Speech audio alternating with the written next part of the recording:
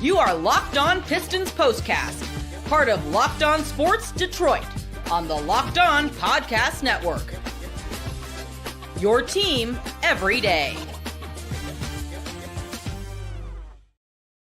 Final home game of the regular season, and the Detroit Pistons fall to the Milwaukee Bucks. We're going to talk about it. Welcome into a live Locked On Pistons postcast. I am your host, Jake Riepma. You can follow me on Twitter at Jake_Riepma. And this is the Locked On Pistons postcast, your post-game destination for instant reaction. It's all part of the Locked On Podcast Network, your team each and every day. Look, there's a lot to unpack in this one. You got Giannis shimmying over Malik Beasley at the end. What was that about?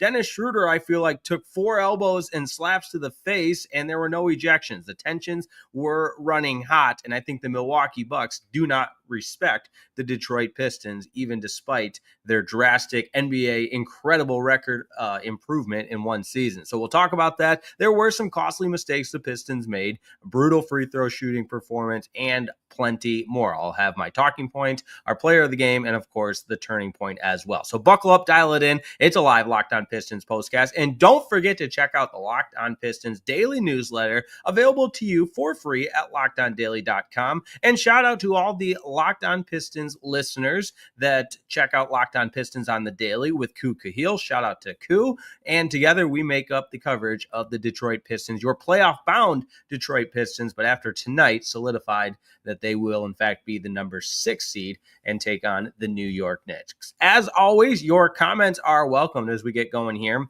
And what a perfect April in the D type of day, because you got the Red Wings going tonight against the Tampa Bay Lightning. You got the Detroit Pistons playing their final home game of the regular season, and the Tigers are out in Minnesota. Now, that being said, it'd be a lot better if the Red Wings were in a playoff chase or weren't eliminated.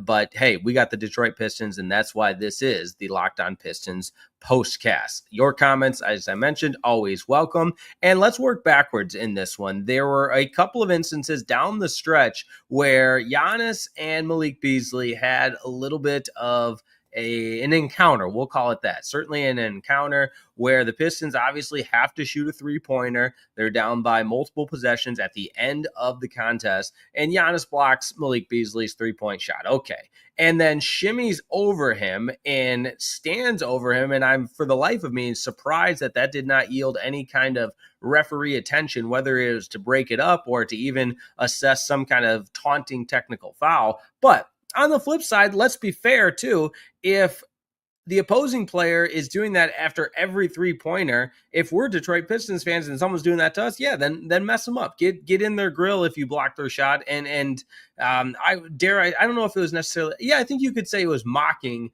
Malik Beasley after he shimmied, or after he blocks the three-pointer and goes in with the shimmy over top of him. But it's just, I think it's ultimately much to do about nothing, but at the same time, I don't think this Milwaukee Bucks team respects the Detroit Pistons. They beat them 12 times in a row and had their way with the Detroit Pistons. And for all the improvements that Detroit has made, there's still that monkey off there. They got to get the monkey off the back to beat Milwaukee, but that's in the rearview mirror. Still one more game against the Milwaukee Bucks over in Milwaukee, the final home game of the regular season. But I'm curious your thoughts. Let me know in the comments. Did you find what Giannis did egregiously disrespectful, or did Malik kind of bring it on himself if he does that after every made three-pointer? And if you're a three-point specialist, you're going to be taking a lot of three-pointers. You're going to be making a lot of three-pointers. So do you really need a shimmy celebration after every made three? I think it's an interesting discussion, and that's what the Locked On Pistons postcast is all about. Already some comments coming in, and Darth Twerk says, crap. Demetrius McNeil getting in the comments said, 6 seed. 2, the Pistons got to figure out how to beat the Bucks. They have the Pistons number. Indeed, they do. And yeah, shout out to Darth for the profound insight. We appreciate that, my guy. Gonna have to get a producer out here to filter the comments as they come in, like I used to have on the ticket. Somebody read the ticket text for me, because that can be a dangerous game when it's just me. But hey, it's just me tonight, so we're gonna give it our all. Other observations that stood out to me, let's go ahead and get right into our talking point. This is what you'll be talking about. the Pistons didn't have an answer for Giannis, and if and when they do get matched up with a team like the Milwaukee Bucks, obviously it's going to be the New York Knicks in the opening round, who they have won 3 of 4 against. But at some point, Detroit will have to have an answer for a prolific scorer. No Isaiah Stewart tonight, I think, is important to note, out with the knee inflammation. But when the Pistons needed it most, they were unable to get the big stops. Now, this was a game of runs. The Bucks had a 22-1 run in the opening half. The Pistons made an 11-2 run there in the second half. And so the ebbs and flows of the game, kind of, it's the NBA. Everybody makes a run. But I thought down the stretch, when the Pistons needed it the most, they were unable to get the stops, unable to get the plays. And then offensively, I didn't love the approach and the way they turned the ball over as often as they did. That gave Milwaukee the opportunity to get out and run in transition.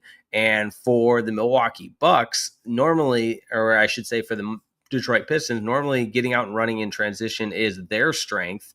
But in fact, it was the Milwaukee Bucks that were able to get out and run in transition and get those fast break points. They had 21 compared to the Pistons 11. So I thought Milwaukee beat the Pistons at their own game. They were a little bit tougher. They were a little bit hungrier. And then the fast break points as well. Those are all things that you can usually count on the Detroit Pistons for. But that being said, Cade played a whale of a game as well. Got to give him a lot of credit. And even though the Detroit Pistons shot themselves in the foot a couple of times with missed free throws, with turnovers, you still got to applaud the effort from the team. And in JB Bickerstaff's post-game comments, that's exactly what he got into. 36 for Cade Cunningham on 15 of 21 shooting. Very impressive. And he took just the 4 free throws. There was that stat the other day about Cade's 30-point games and the lack of free throws he had made or even attempted because he's such an ethical hooper, right?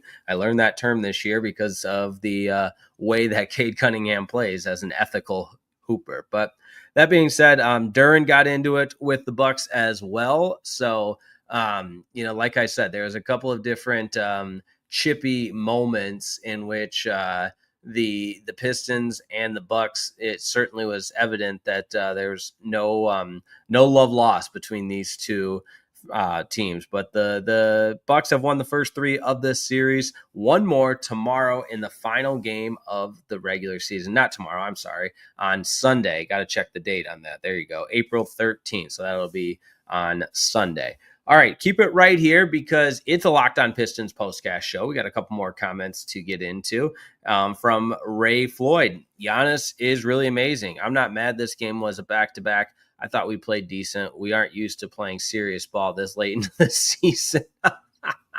There's a laughing emoji that goes with it, and I appreciate that, Ray. That's a really good point. Yeah, it's been a long time since the Pistons were playing meaningful basketball in April. There's no doubt about it. But I thought it was interesting in the post game. I wanted to hear what Cade Cunningham's thoughts were on this question when he was just asked to reflect on how far this team has come. He said it feels like it's been a multi-year process, which of course it has, and the story's not being done. The story's not done being written is what the message was from him and from JB Bickerstaff. And I think that gets me excited about what's ahead with the postseason. It should get each and every one of you excited about what's ahead in the postseason and talking about what that crowd will be like at Little Caesars and at the Little Caesars Arena when it comes to the excitement of postseason basketball in the Motor City, which is just awesome to think about. But don't go anywhere. We are going to keep this baby going because I want to talk more about the beef between Giannis and Malik Beasley, as well as the costly mistakes that the Pistons made. And oh yeah, we'll have our player of the game and our turning point. That's all coming up next on a live Locked On Pistons postcast right here on Locked On Sports Detroit.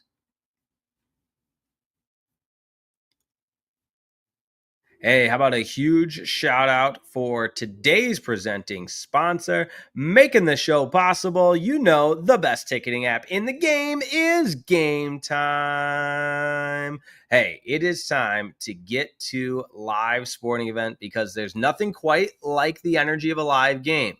Whether it's catching a last-minute MLB showdown or soaking in the excitement of an NBA matchup, the Postseason's right around the corner, baby. But finding great seats at a great price, well, that used to be a challenge, but not so fast, not until I found Game Time. Game Time makes scoring last-minute tickets easier than ever. Prices actually drop as the event gets closer, and with the all-in pricing feature, you see the total cost up front. What a concept. Am I right? There's no surprise fees at checkout. I love it, and that's probably the biggest reason why I love using the Game Time app. Just tell me what it's going to cost. Give me the bottom line. I also love the peace of mind with seat views before you buy. There's no surprise fees, and you see exactly what your seat view will look like before you buy, so there's total transparency as well, and the lowest price guarantee. You can book with total confidence. So how about that, sports fans? So take the guesswork out of buying tickets with Game Time. Download the Game Time app and create an account. Use code LOCKEDONMLB. I'm sorry, that's Locked On NBA. Look out, we got a couple of things going on. It's April in the D. We got MLB, we got NBA. Let's try that again just to make sure you're paying attention. Use code Locked On NBA. That's Locked On NBA for $20 off your first purchase. Terms apply, and that's code Locked On, LOCKEDON NBA. Locked On NBA is the code for $20 off. Last minute tickets, lowest price guaranteed. Today's episode of the Locked On Pistons postcast is also brought to you by DoorDash. Oh, yeah, the DoorDash. The DoorDash. Who doesn't love the DoorDash? Because NBA fans, get ready. They swoosh, you save. Thanks to Dash Pass, every time a player drops 50 or more points in a game, you score a huge deal the very next day. It's simple. When any player scores 50 or more in a game during the 24-25 NBA regular season, Dash Pass members get 50% off an order, up to $10 off the next day from noon to midnight. There you go. Here are a few reasons why I love this deal. You got the late night cravings. Listen up. Maybe you're watching late night baseball, late night hoops, whatever it is, those cravings are real. And if you need that midnight snack, use the Dash Pass to grab something delicious while saving big. Maybe you're a lunch on the go kind of guy or gal. If you need a quick and easy lunch the next day with Dash Pass, you get your favorite meals with $0 delivery fees and reduced service fees. Plus, now you can save even more with this exclusive NBA offer. So here's all you have to do. Sign up for Dash Pass and be ready to save. When any player scores 50 or more in a game, Dash Pass members get 50% off the next day, up to $10 off. Just use promo code NBA50. That's promo code NBA50 from noon to midnight after a 50-point game on eligible orders at participating merchants. Must have an active Dash Pass account. Terms apply. Visit DoorDash to learn more.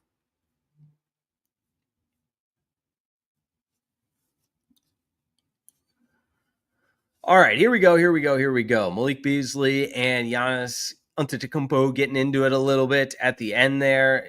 Giannis trying to joke around and shake his hand after Malik wasn't having it. Of course, Malik used to be a member of the Milwaukee Bucks, so I know the Pistons have lost quite a few games in a row to the Milwaukee Bucks, but something tells me if these two teams met in the postseason, look out. Now, that being said, the Pistons know their opponent in the first round, the New York Knicks, so it just means the Pistons are going to win that series and move on. They got to do that. But time now to get into our turning point segment. Time to reveal where the game was won or lost. It's the turning point. All right, about 5:13 to go in this one. Pistons trying to hang around. It was a missed three-pointer from Tim Hardaway Jr. The Bucks come right back and get a three themselves. 6-point turnaround in a short amount of time, and Detroit could never recover after that. A couple other turning points that were constant throughout the game. The inability to make free throws. And at the NBA level, there's just no excuse for this. I mean, my goodness, you talk about an abysmal performance at the free throw line. It's the Detroit Pistons tonight. Okay, it wasn't that bad. Maybe 9 of 18. You can't shoot 50% from the line. It's the National Basketball Association. It is a 15-foot uncontested free throw. Just put it in the net. That's why you get paid a lot of money. And it's just very rare you'll see a team take 18 free throws and only make 9 of them at any level for that. I mean, I think the Midland Magic, my former travel basketball team, could shoot better than 9 of 18 from the foul line.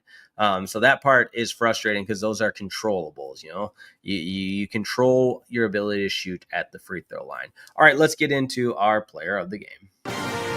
This is the Locked On Player of the Game.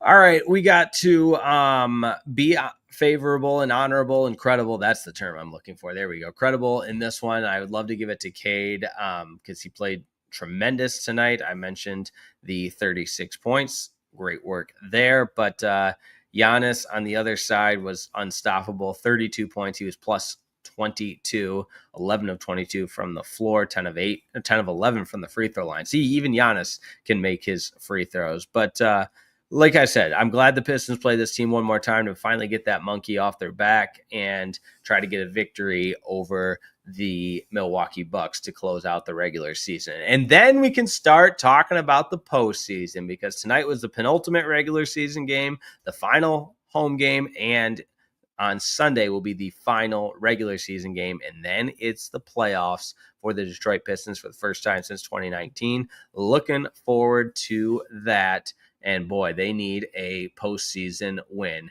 There's no doubt about it. And good news, looks like the Detroit Tigers just tied this one up. It is tied at 4 if you're watching that game in the top of the 6. We're all over the place, but that's what April in the D is all about. We'll have a live Locked On Tigers postcast after the conclusion of that game. We'll have a live Locked On Pistons postcast after the conclusion of Sunday's game and get you set for the postseason. So thanks as always for tuning in. It's always a pleasure to be on the Locked On Pistons postcast.